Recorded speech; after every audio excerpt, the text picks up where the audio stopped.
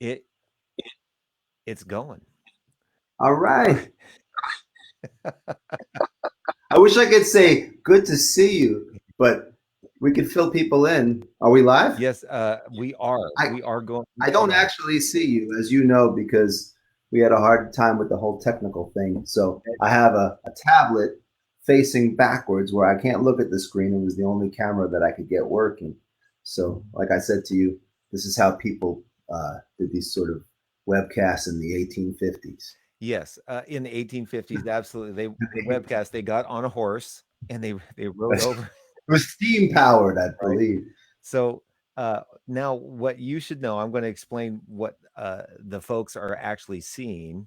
Uh, Okay. they're actually seeing you, and they're seeing me right now.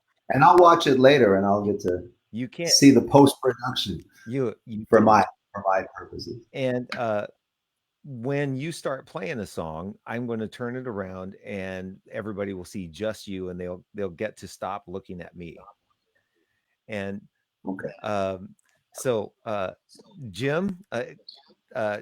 everybody who's watching this, this is Jim Buck, plays in Las Vegas, plays with Terry Fator. What other shows do you do?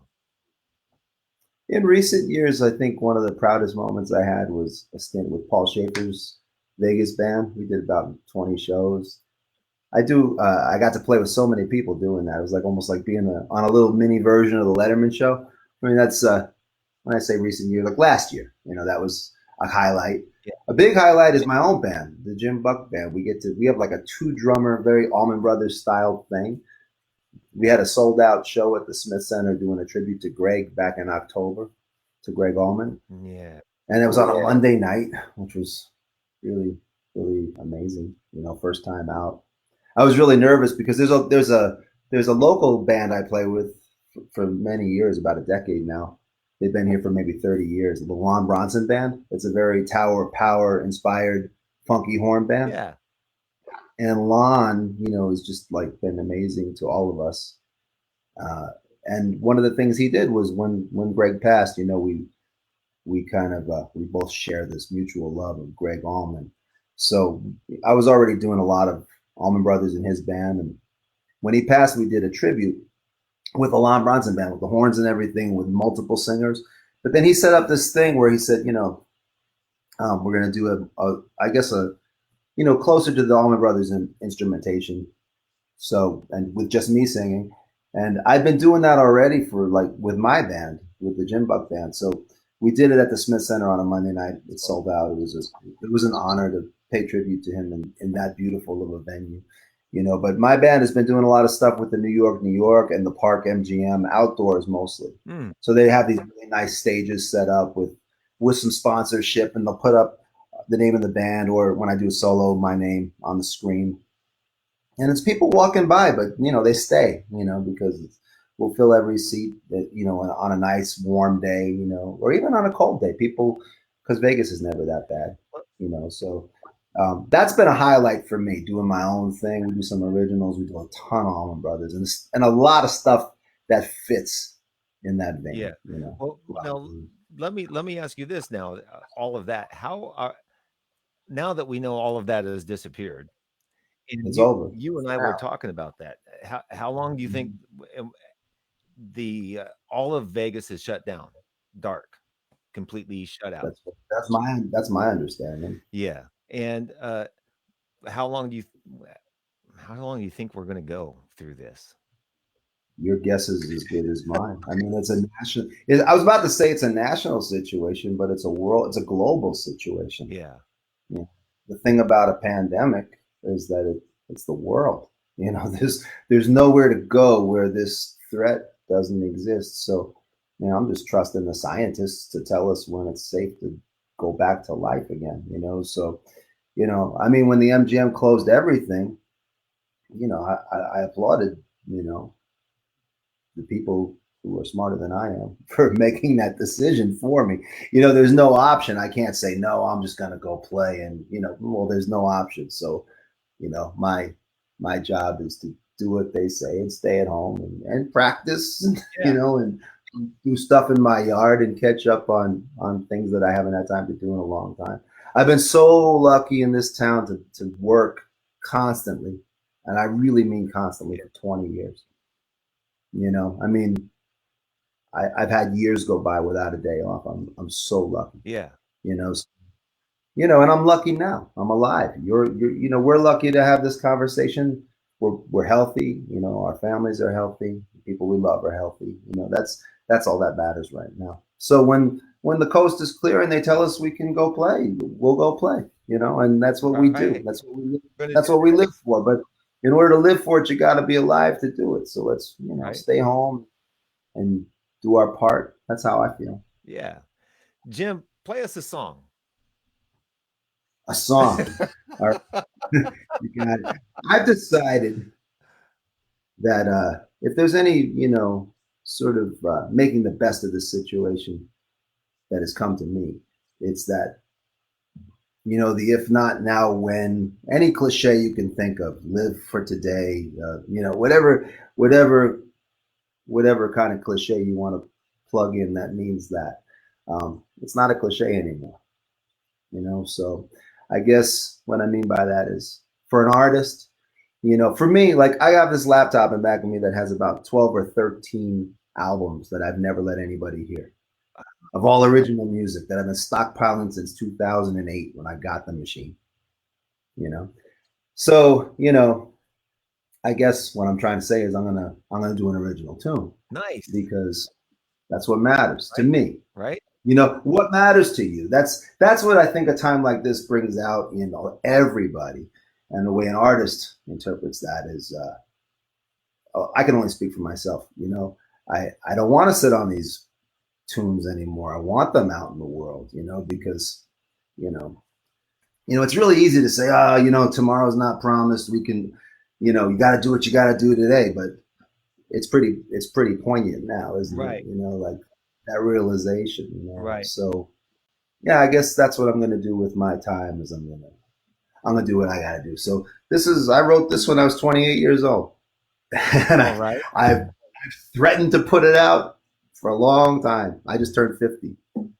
So can't do that anymore. So if the mix isn't right yet, man, I just got to let it go. So I'm going to be doing a lot of that letting go, really soon right now. And when I come up into this room, I always, I hit some of my mixes and some of them have been starting to sparkle lately. So I'm hitting a place where I'm ready to let a lot of things go. But this is an album.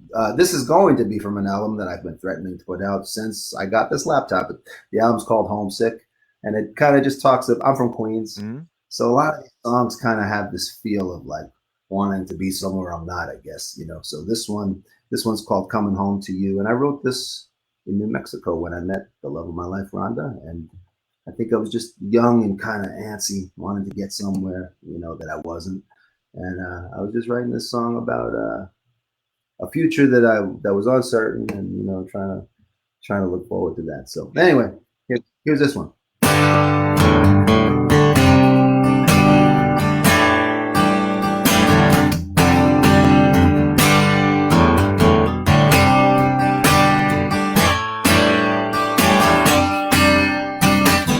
Baby, I ain't gonna run away, but I gotta get away. Ain't nothing gonna come to me, well, not even if it's meant to be. I gotta go where I can play my songs, but I won't be gone long. I'm coming home to you.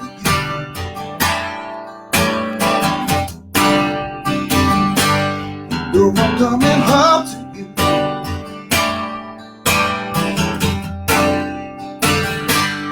Hold the home when I'm with you.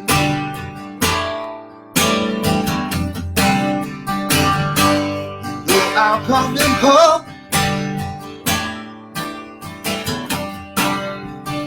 Well, baby, I ain't gonna be this poor. I'm gonna go and get us something more, so that we can have a family and everything that life's supposed to be. I'm gonna call you down every night to make sure you're right. I'm coming home to you.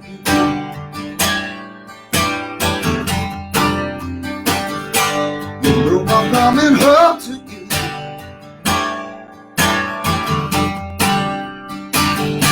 I'm only home when I'm with you.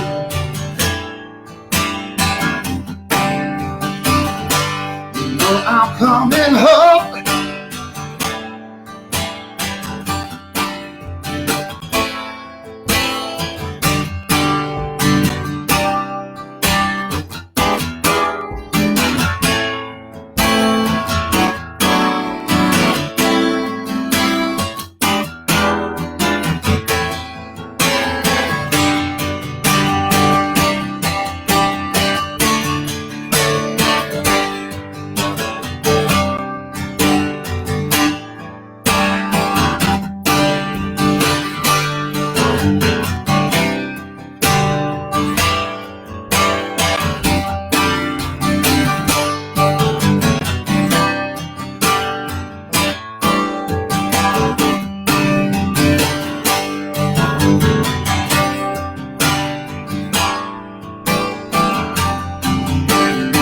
I used to think that I was on my way.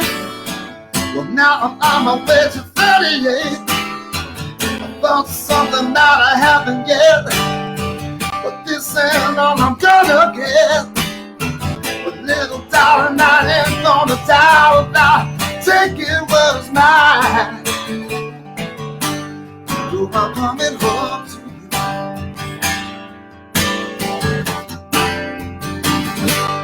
So I'm coming home to you.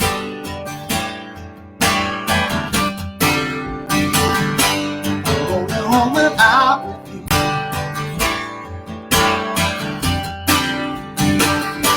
You know I'm coming home.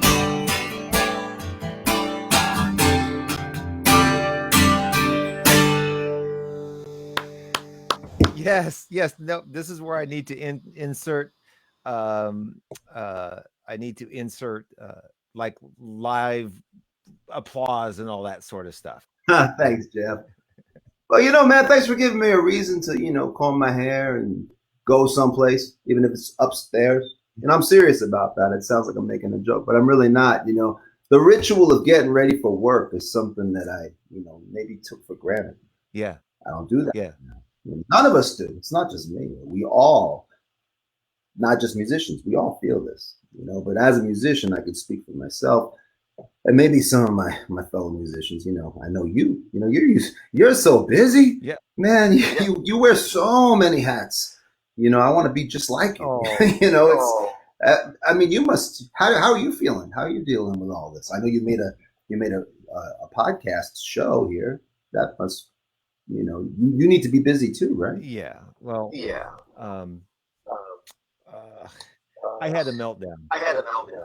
The Did whole you? reason why I'm doing this is because Okay. I had this meltdown when I learned talk to my landlord, and I discovered that I wasn't going to be able to pay rent. But not only was that going to affect me and him, but he was going to lose maybe his house and his mortgage because his business was down.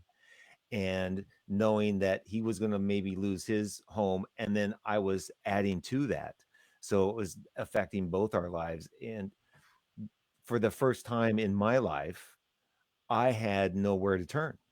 I'm going, up until this last week as a musician, and I've reinvented things myself. You said I wear many hats. I've always been able to come up with something as a musician. Okay, like you used to play drums, right? You, I still play drums, but yeah, that was my main instrument most of my life. You're right. yeah. But at some point you're going, hey, I can play guitar. And you were able to then pick up gigs playing guitar. And so there's ways within our industry we can create things for ourselves. We can maybe go find another band or another gig or another venue or something. But when it all gets taken away, and this is all we've done. And you were talking about this at the opening of the show here about, as an artist, this is what we do. And it it felt like the other night when I was by myself that all of that I've been my entire life was just taken away. And so in order to overcome overcome that and try to come up with something positive, that's how this came about, what we're doing right now. So, in answer to your question, this is what I'm doing to keep myself occupied and not be depressed or sad, or try to add something and find new ways to get guys like you together and hear your music, and learn that we're not all alone, that we're all No, in we're this not. together. Yeah. Just, I want to ask you though. I mean, you set up to like this week. You were really, really worried. Did some? I'm not trying to get personal, but are things better a little bit No, now than they were? no, I mean, in terms of money or Your financially, your situation with your living thing. And I mean, no, are it's, you feeling better? Oh, so you're just feeling better because you're more optimistic. yes, this is, Well, that's yeah, good.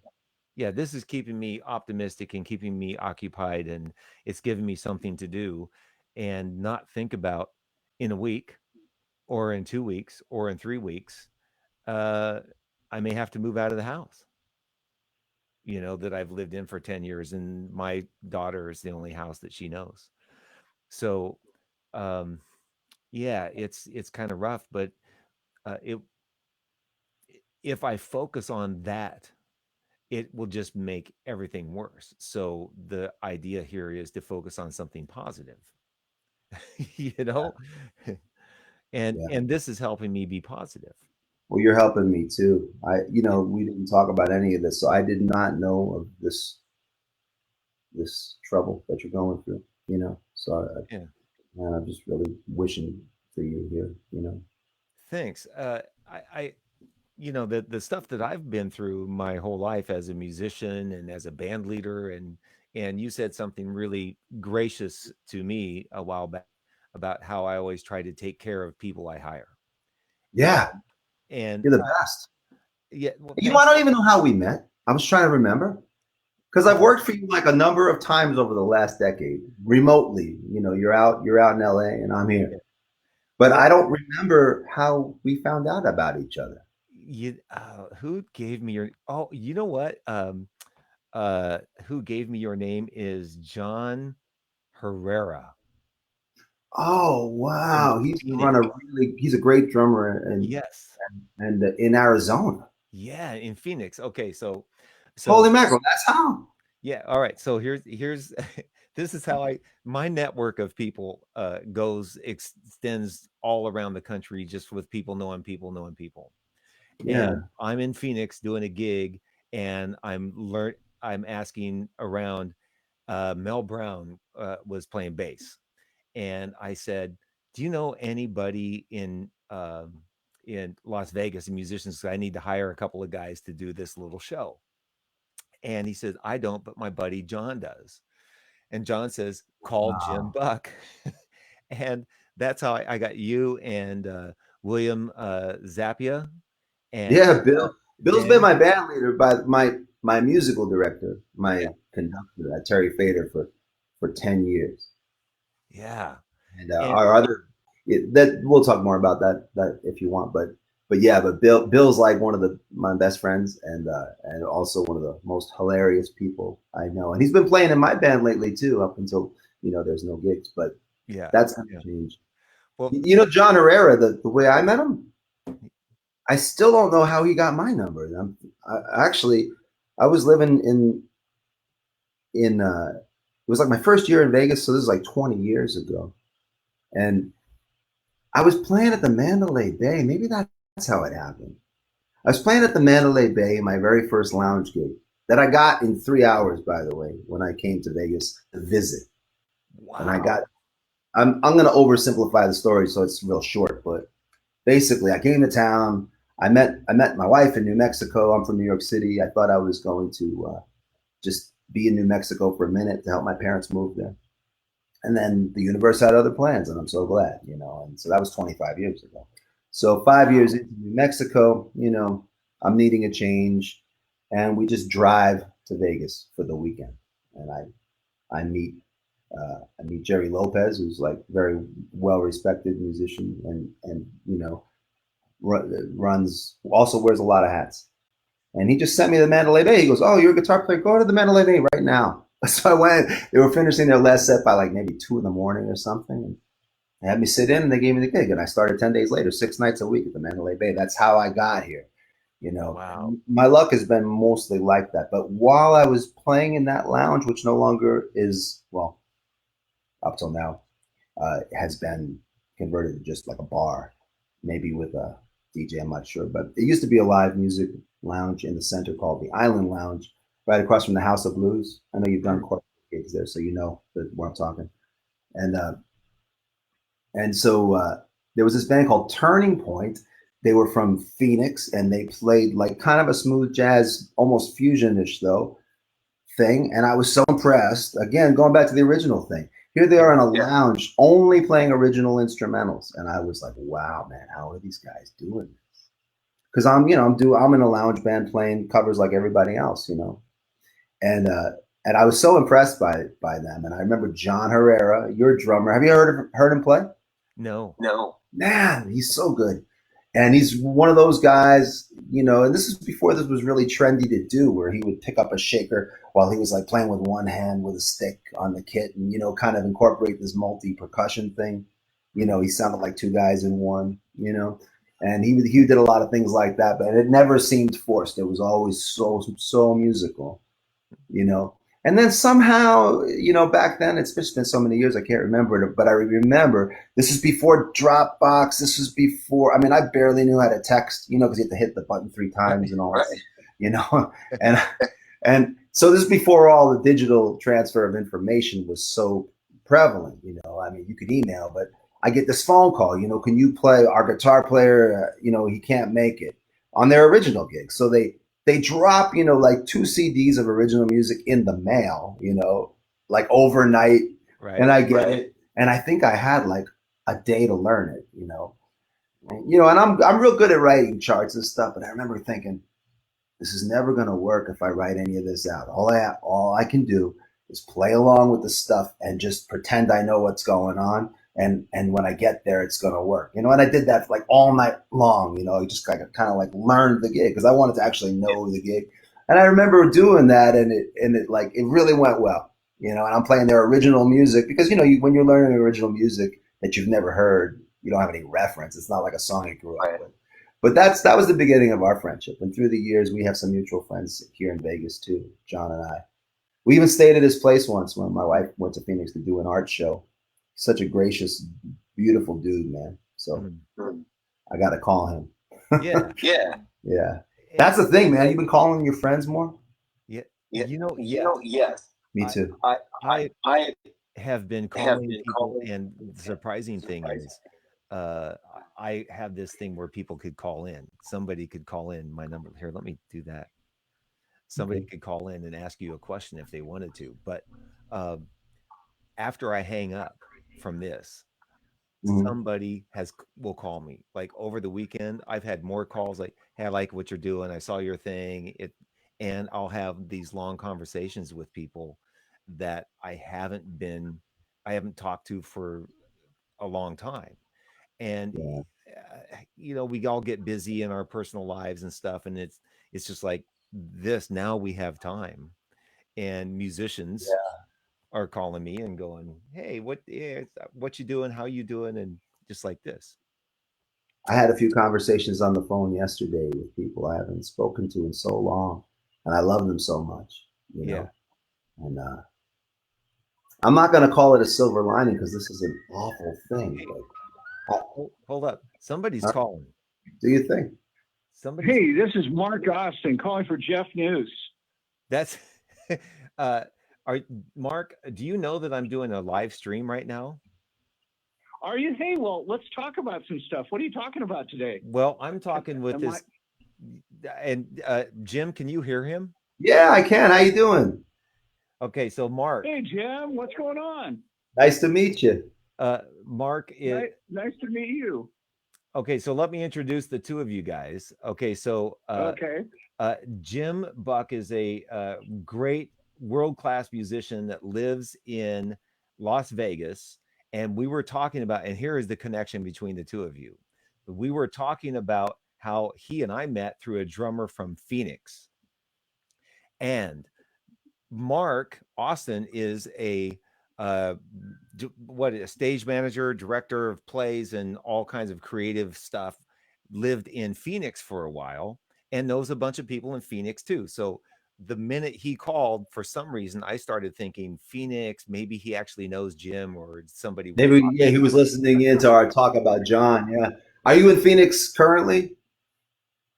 No, I'm in Los Gatos, California. Oh, okay. Well, I hope you're staying safe, and I hope everybody you love is okay. Same to you. I live in a kind of not remote area, but I live on three quarters of an acre up on just outside of Los Gatos, That's the dream, I and guess, right I'm now, huh? pretty self-contained. The only thing I worry more about mountain lions than anything else up here. Oh, right. Yeah. Well, be careful of And them. you're still in Phoenix, then, Jim? No, I don't. A buddy of ours lives there. I'm in Vegas. I'm from New York City, but I've been in Vegas for 20 years. Uh, Jim, Oh, okay. so Mark, I'm guessing you just were calling to just talk to me, and you caught me in the middle of this live stream. Well, now that's an interview. Now, Yeah, let's hang out. so so uh, Jim had been playing with Terry Fator, and he had Oh, also yeah. Okay. and For he 10 had all. years, we've been doing that. So tell me a little bit more about that Terry Fator gig. Well, it's been a real wonderful blessing in my life to have it, because it's steady, um, and I've got to play for 10 years with a wonderful band with a horn section. It was scaled down in the summertime to just me and the piano player, and that's just economics, and I was trying not to do any survival guilt about that. You know what I mean? Like, here I am, my buddies aren't with us, but they want me to keep making money too, so I've been on it, and my role has changed a lot, and it's made me a better musician. You miss your friends, but we'll always be friends, but we miss seeing each other every day. Right. But you know 10 years is more than I could ever ask out of any gig. I mean, I've never had a gig for that long. It's almost like so now the new gig, I look at it as a new gig for me in this last 6 months or so. I'm playing some upright bass, I'm playing some cajon, I'm playing mandolin, more acoustic than electric, because when you're just playing with a piano player, you want to generate a little bit more percussion. So the Yeah. acoustic's kind of good for that. But he's an incredibly talented guy, and he's I've never seen anything like it. I mean, he does singing impressions mostly through the puppets. So the puppet will open its mouth and it might sound like Rod Stewart, or So or Tony Bennett or whoever, right? So it's been a real cool thing, and but right now, like everything else, it's not happening, yeah. So, and we got our fingers crossed, that we can all come back to work, but the definition of of survival is different now, So it's, if we're just alive to have this conversation, that's today. That's enough for me right now. Well, I'll worry about making a living when this dust settles. Yeah. If I can keep the people I love safe, and I can stay safe, and you can stay safe, I think that's a huge accomplishment right now. Yeah.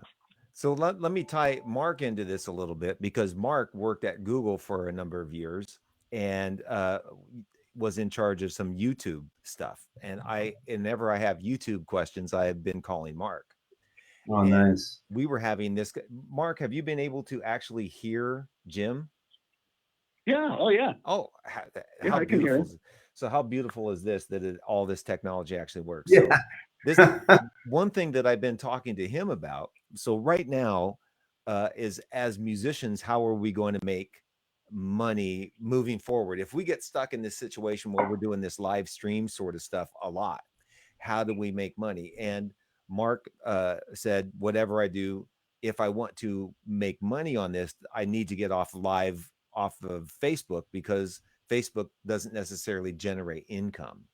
So the way to do that is to do a YouTube channel, because there's a way of generating income off a YouTube channel. Monetizing your channel. Right. And I also talked to another musician who said that what people have been doing on Facebook is they will post a link to their own website where they have a donate button. Or you can put. I've seen people put their PayPal or their Venmo up, you know, on the camera somewhere where people can Yeah, see it. Or you could put it in your notes, for the sure. actual post. You know, I don't. I pray for those buddies of mine doing that they're generating something. It's like a virtual tip jar, really. Yeah. You have any I suggestions haven't on done that, it yet. Mark? I haven't done it yet, and I'm thinking about doing it. But I guess for me, I'm a little slow. There's a couple things. YouTube is really good for monetizing your products. If you have, music or video or things like that, they're good because once you build an audience, they're loyal and you get paid. And depending on your output, it's like anything else. If you're putting out something new every week, it's more likely that you're going to grow your audience. So you're referring to. About the I'm video, a little unclear what even monetizing means in terms of the channel. You mean the products you're selling through the channel, or somehow the channel is actually generating money for you, or both? actually, what it is YouTube. You as a YouTube channel, you are monetized. YouTube sells advertising that happens in conjunction with your channel based on who's watching your channel. Just the same way that Google, knows that you want a new pair of socks, they're going to go after and advertise socks to you all the time. Well, Right. same thing with YouTube. So Jim, you were saying at the start of this that you have uh, how many songs, original songs? Well, I'm just saying that I don't know how many I have written, but I know that in my laptop and back of me, I have about 13 albums worth of stuff that I've never let people hear. One album I have, Yeah, one I put out in like 2015, and it was extremely not like anybody knows me, but my friends who do know me were right. surprised by the one I chose to put out because it was an R&B, very romantic, more Michael McDonaldy than anything kind of album, Right. I'm sort of that what comes easy to me is like kind of shouting, Yeah. blues. My heroes are like David Ruffin and BB King, and I love Cocker, and I love Greg Allman, and all the like the real gravelly voiced, soulful people, Right. that I grew up listening to. So that kind of like that's not hard for me to do, but I like to challenge myself. So I had a whole bunch of these R&B like love ballads, that I thought, actually, I remember thinking this thought: if I die tomorrow, what would I be the most upset about not having released? So that's what led me to, and I mixed that album for about a year and a half. I hope I don't take as long to mix all 13 of these albums because, as you see, I'm 50. I don't, I don't know how much time I really want to put into mixing each of these records. But you learn as you go, so you get Right. faster at things. Well, this is what sort of is what I'm thinking now, and one of the reasons why I wanted to talk to lots of different musicians and get creative in what we're doing. And this conversation is actually making me think of this as Mark's talking about how you monetize a YouTube channel and all of the material you have. So, what would you do? What if you started a YouTube channel? I'm not saying that you do it. I'm saying if anybody's listening, I have one and I don't use it for anything. so maybe you could every week you're going to play a new song at like 5 o'clock every Tuesday. You come out and go, here's a new song, and you start developing followers. And over a period of time, people start tuning in and hearing like next week Jim is going to come out with a new song. And I think that's how Mark is describing it. Is then eventually people start tuning in, and then you start selling advertising, and you can even sell your product. And people, hey, can I buy that? Where can I find it? So maybe that's a way moving. If this goes on forever or a Yeah, year, how do we right. learn to make money on our craft? I think other things people can do is people can do Skype instrument lessons. Yeah, But I guess the thing is that if we're all in the same boat, people's income for that sort of thing might not be there like it was. But I guess some people will do better than other people. Not everybody's going to be struggling the same way as everybody else, and maybe we can all help each other in different ways. something that came up for me today is uh, surprisingly, I had a uh, beginning of last week when all of the gigs crashed. I had 5 gigs that were going to pay my month's rent, Yep. and they all canceled. Yep. Somebody called me and said, "Hey, what's your Venmo? I'm going to send you some money." I go, "Well, the gig was canceled, and I understand because the hotel was shut down." And he said, "I can afford it. I'm going to pay you for the gig anyway." And Oh, wow. What a gesture. I know. And what I thought, and first of all, I said, "Thank you very much." But what I thought is, this is how you're going to be able to help each other. If you can afford to pay somebody for that, if you can afford that, and also, uh, uh, Whole Foods is double paying their overtime people double time all the time, and every hour they're going to raise everybody's hourly wage up a couple of bucks now. So the Good. people who can afford it, if they Yeah. would do more to help us out, to do things like the gesture of the guy paying me for the gig, even though he didn't need to. Yeah. Those are the kind of gestures that will help us get through, not government's help, unfortunately. Well, the gesture that you just described, I've had that type of thing happen to me many times in my life. Mm, And, I don't like to, you know, necessarily attribute that to any particular religious sort of answer. But all I'll say is that, yeah, and I could, but I want to speak in a way that everybody, you know, could enjoy, and right. all I'm saying is when you're a musician, I remember being a kid, and I remember I used to go to NYU. That was where I went, did my undergrad and graduate school. I got a degree in jazz performance on the drums, and now I play guitar for a living. Playing rock and roll mostly. So go figure. But I remember, there was a drummer that I really really looked up to. His name was Mike Wimberly, and great percussion player. He's got a bunch of the DVDs out of how to play djembe or cajon. We used to play these gigs together in the Village in New York City. And I remember being like maybe 19, and he was a little older than I was, and I was like really wide eyed and like, how do you get this happening? How do you get it so that your phone rings? How do you get it that you can put together an income doing this thing that we do, where there's really no reason to believe that it's going to come? And when I would ask that of him or some of my teachers, they just kind of laugh, and they're like, "You'll see, you just try not to suck. Every time you go out, just try not to suck." That was basically the answer. Do your homework, be prepared, and be somebody that people want to hang out with. Don't just be a nice guy. Which you can't fake the funk. You can't pretend to be a nice guy if you're not. But I like to imagine that I'm pretty nice, and that that because through the years, I've never had problems.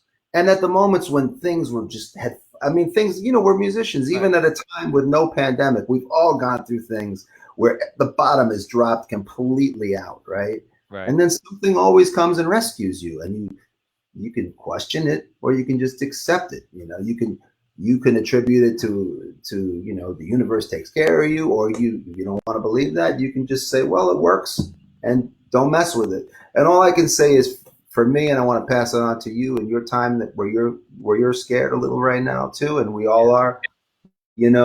I suppose that it would be more unlikely to believe that things won't work out, because if we're still standing here right now and we've gone through life up till now without this problem that we have now, uh, if we've gotten this far, then that tells you that things working out is the way things go. If you're supposed to be doing the thing that you do, you get to keep doing it.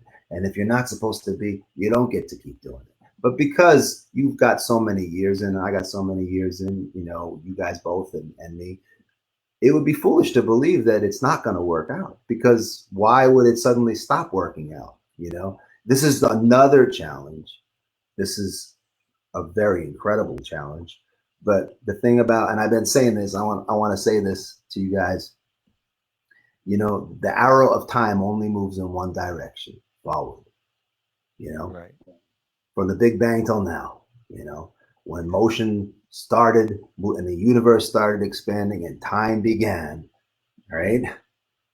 That's the direction of time. What I'm saying is that the future where everything is okay exists. It's going to happen. Unless time stops moving, the moment where everything's going to be okay cannot be stopped. So all we got to do is stay safe from now until then. And I just wanted to put that out there. It's going to be all right. We just got to be around to enjoy it. Thanks, Jim. I that what you said really means a lot to me, and really hits home. And Good. those are incredible words. I hope that a lot of people, if they aren't watching this, tune back in, because those are kind of things that need to be said, and I want to hear. And I have to say, though, on the light note, is I just, while you were talking, I really got to know that you are from New York. How's that? Just because of how you were talking, and I was starting to finally pick up the whole sort of New York accent. My oldest daughter lives in Queens. That's where So I'm from. I'm from Elmhurst, Queens. yeah, she lives in Astoria now. I lived there when I was a baby, but I don't remember. So, but as you were talking, I'm really, yeah, you know what? This guy really is from New York. Thank you, because my accent has faded, and I get accused of not sounding like I'm from where I'm from, and that bothers me. You know why it kind of got diluted? I went to a really academic high school in Manhattan called Regis. This is Jesuit high school, uh, where they only accept maybe 120 boys a year, and it's a complete scholarship. You can't pay your way in. You've got to be accepted for free, but you got to get in. So I got in and I learned like Latin, and I took ancient Greek for fun on my lunch hour, and I had this real rigorous academic education.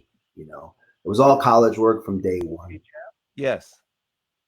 Go ahead, I Mark. want to hear. I want to hear him. I want to hear him play a song. Okay. And then I'm gonna sign off. But I'm going to do it. I'm going to do it. But why did I All talk right, about Regis? Let me think about this. Oh yeah, Hey, Mark. Thanks for calling in, Mark. Okay, I'll talk to you soon. All right. Bye. nice to meet you, buddy.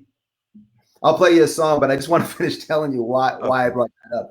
Because in my high school, being as academic as it was, at least in the beginning, there wasn't much of an outlet for me musically. And that was my whole life. And I knew it was always going to be my whole life. But I got into this school, and now I'm like sunk into this thing where I'm staying up till 4 a.m. translating Latin, because it didn't come easy to me. I had to stay up till 4 a.m. I don't know about everybody else, but it was difficult for me. So Right. to have a creative outlet, I joined the speech team, and I remember Mr. D. McKelly, who was the speech coach. I remember him. I'm doing my piece in front of him, this piece of dramatic interpretation, that my little 10-minute excerpt that I'm going to do on the weekend at this tournament. I'm 14 years old, and I'm from Queens, and I talk like this because this is where I grew up. And he's like, Jimmy, Jimmy, Jimmy. It's like, Jimmy, Jimmy, Jimmy. He kind of My Fair Lady'd me, I like to say. He was sort of like Jimmy, Jimmy, not walking and talking and coffee, like, walking, talking, coffee. And in some ways, I think it helped me, but sometimes like, oh man, I lost it. So when you tell me that you can hear it, I say thank you, because I'm always going to be from Queens, and if somebody ever can hear it, I'm so grateful, because I love that place so much, and it's always where I'm from, and I sometimes really regret the fact that my accent got a little diluted. So, do you want another song? Yes. Let me think here. For some reason, though, I've been thinking of this. This is about Queens. That's why this is the reason. Okay.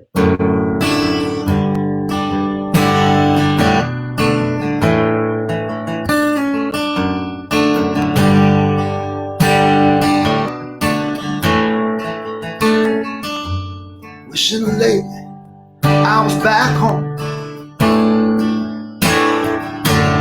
on the street I used to live. Found a card in a payphone, and buy my own life back again. But tired of sleeping bent in half, the TV in my dreams. Tired of waking up, wishing wishing I was far away. Now the subway track is filling up. Break my mind, it's filling up just like it used to do. But I won't be there when I wake up, 'cause I left the neighborhood behind. Left a flat to go and find. Wishing I was far away.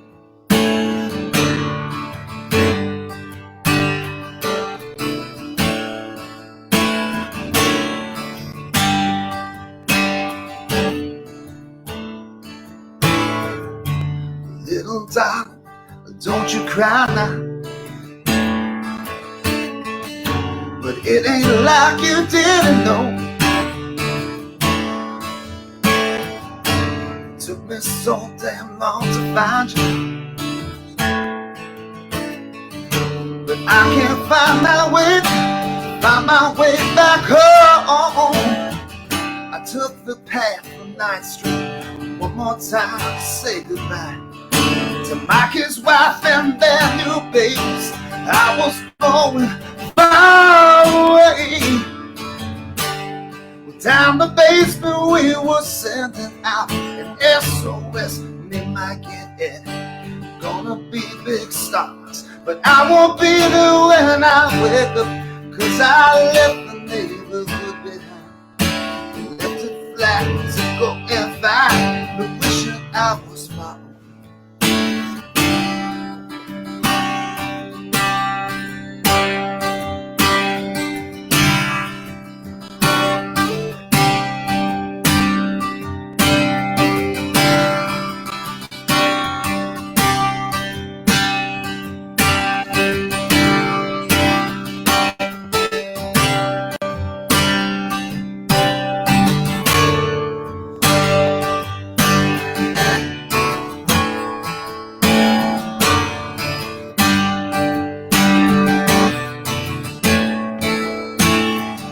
Tired of sleeping bent in half, the TV in my dreams.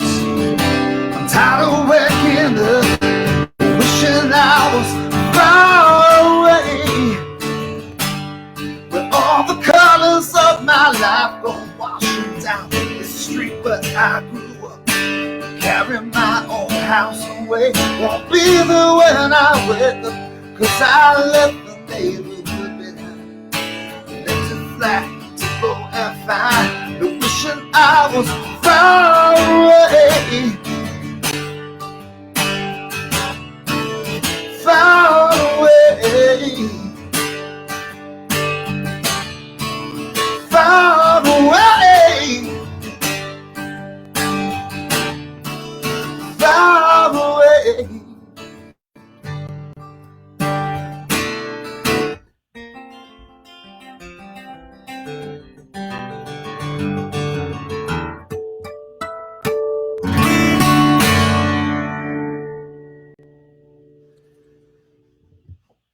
Oh man, thank you, thank you, thank you. I loved it. I loved it. I love doing it.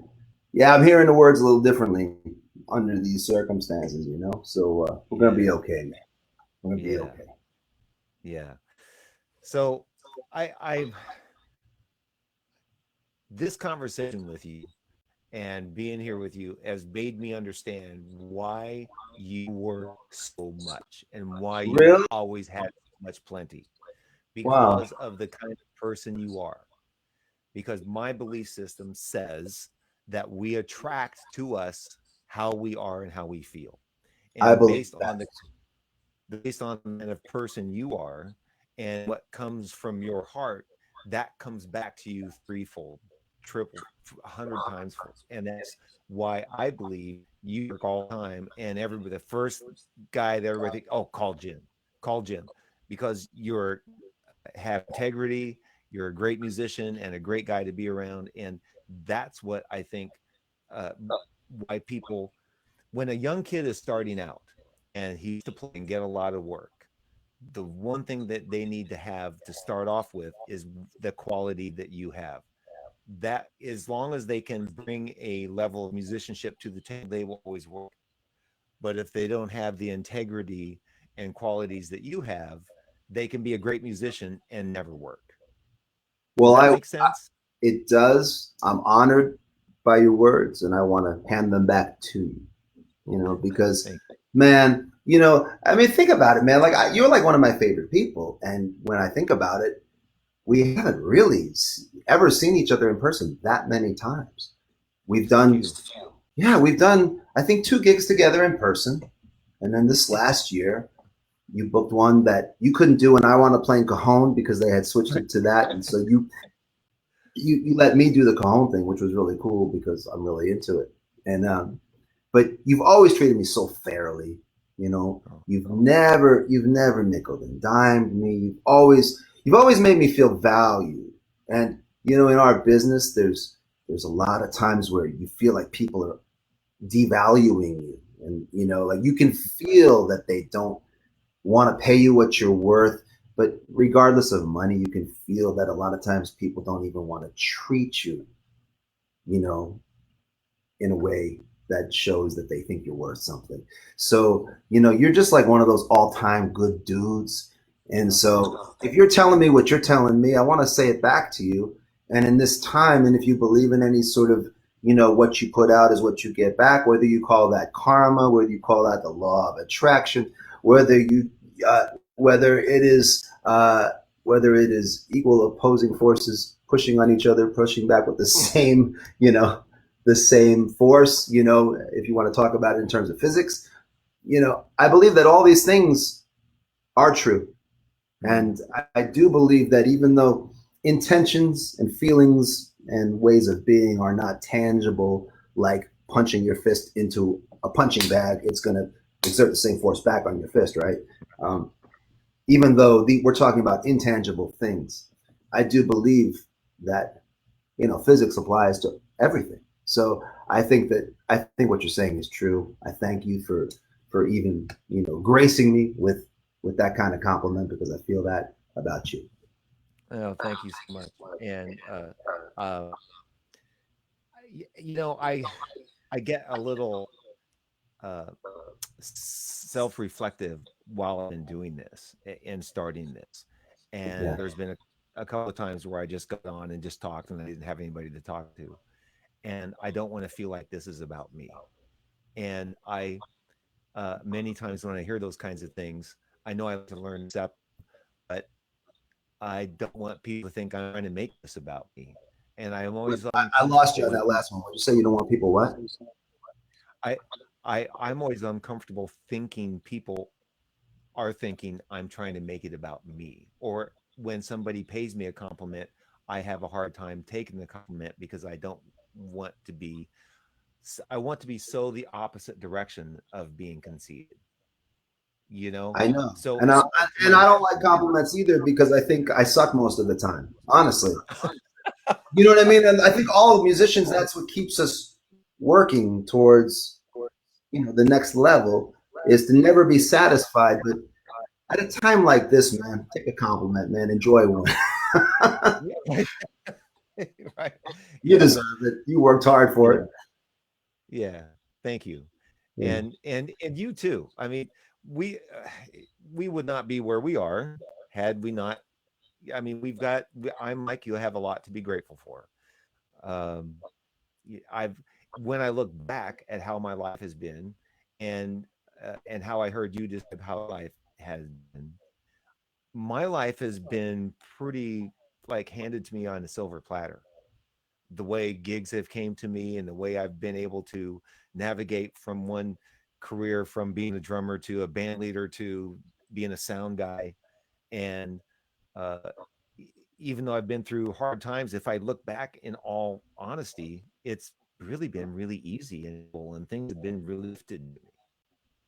And uh, I need to, from this point, move forward thinking it's still going to continue to be that way. It's going to look different, but it's still going to be that way.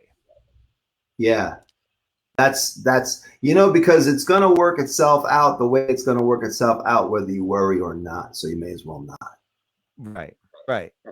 You ever And like when you were in school, did you ever take a test?